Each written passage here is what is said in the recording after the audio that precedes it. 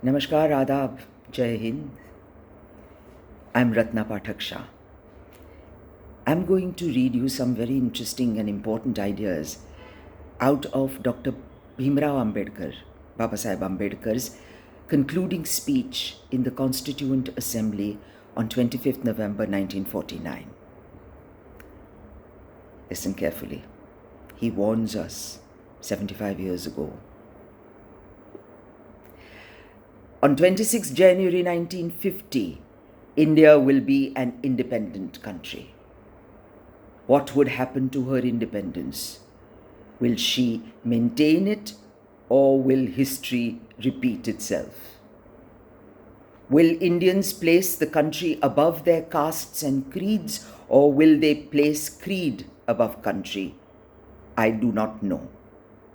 But this much is certain, that if political parties place creed above country, India will lose her independence for a second time, probably forever. On the 26th of January 1950, India would be a democratic country, in the sense that India from that day would have a government of the people, by the people, for the people. But what would happen to her democratic constitution?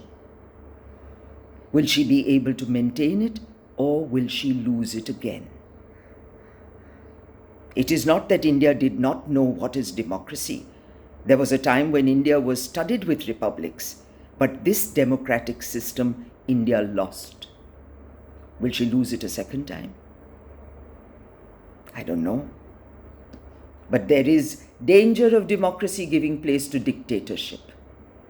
It is quite possible for this newborn democracy to retain its form, but give place to dictatorship in fact.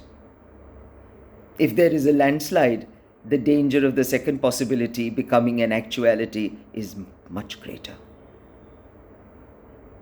There is nothing wrong in being grateful to the great men who have rendered lifelong services to our country.